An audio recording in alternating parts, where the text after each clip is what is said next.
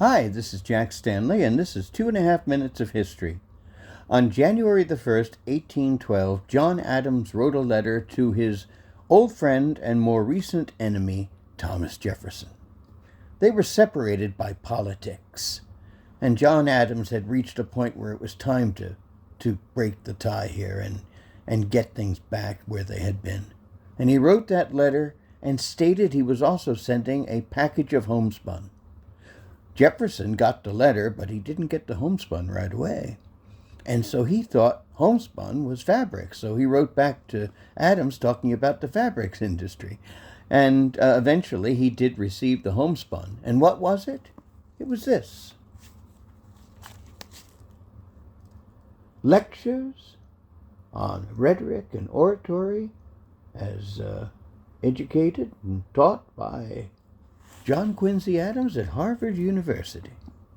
It's a wonderful set of books. And Jefferson read them and wrote back to Adams saying how pleased he was with the set of books. And of course, Adams told Jefferson, he's as much your son as he is mine. We had so much to do with his education, including Benjamin Franklin. I mean, when you think of the education that John Quincy Adams got, it's really remarkable. So he taught this in classes at Harvard, and of course the books that sold, because his students are the ones that push for these books.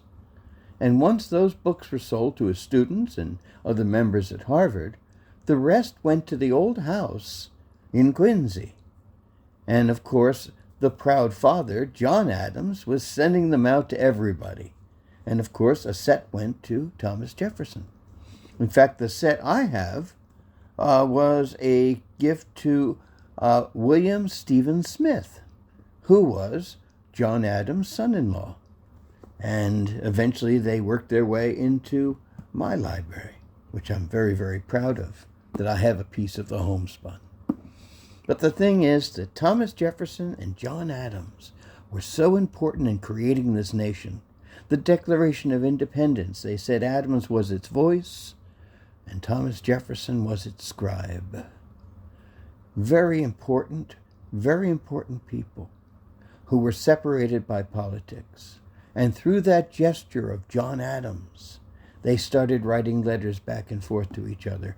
And they would do that for many years afterwards until their death, which occurred on the exact same day, July the 4th, 1826, 50 years to the day to the signing of the Declaration.